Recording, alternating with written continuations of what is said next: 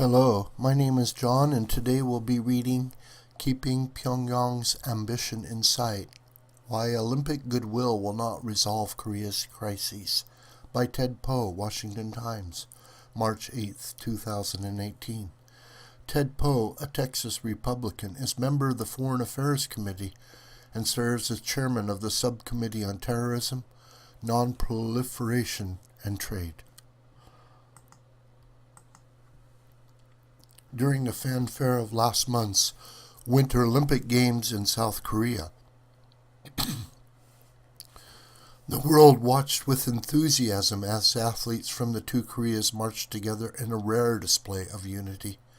The occasion was undoubtedly a welcome reprieve from the intense standoff that has risked millions of lives.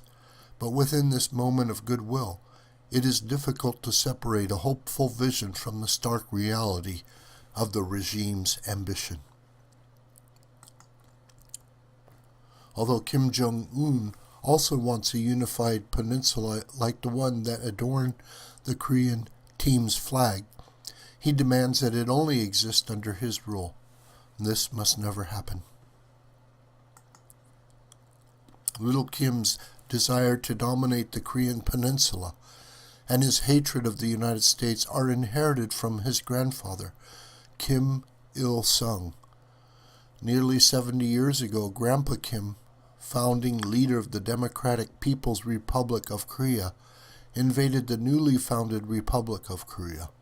The Korean peninsula, much like in Europe, had been divided along Cold War lines following Japan's surrender and the end of World War II.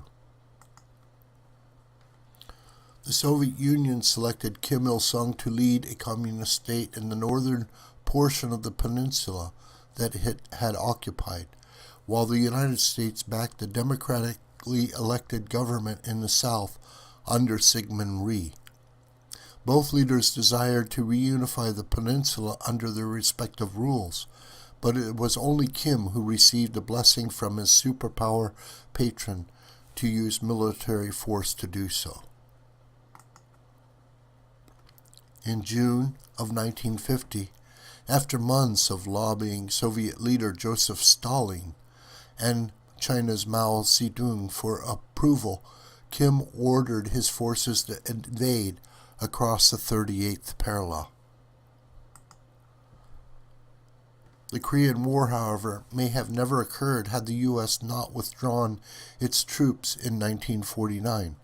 This abandonment of the South was compounded months later when Secretary of State Dean Acheson excluded Korea and Taiwan from a speech declaring an American defensive perimeter in the Pacific. These steps sent clear signals to the Soviets and Chinese that the United States would not intervene to save South Korea from Kim's proposed war.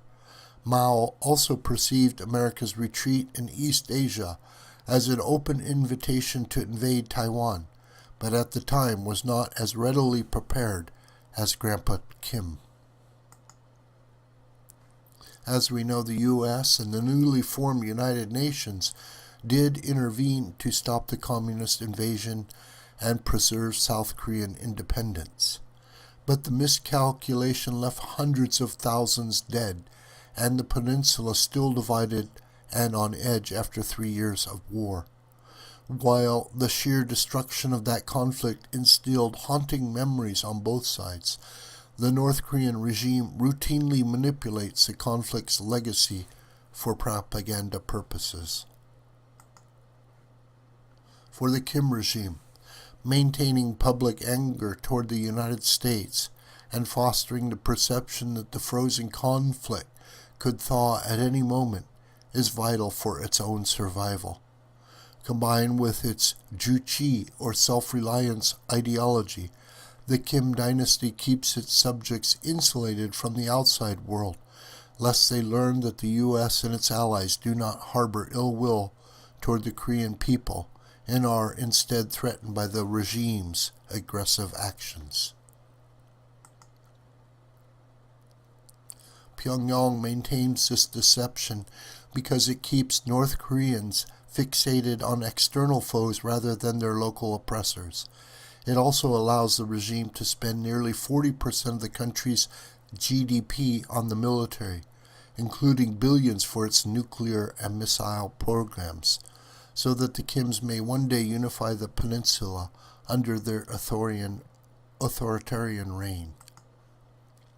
The U.S. and international community have no choice but to stand up to the regime's ambition and seek its immediate disarmament. To alternatively appease the Kim dynasty would require Washington to abandon its East Asian allies and leave South Korea vulnerable to the North's forced subjugation. This would recreate the conditions that invited conflict in 1950 and bring further unease to states in the region.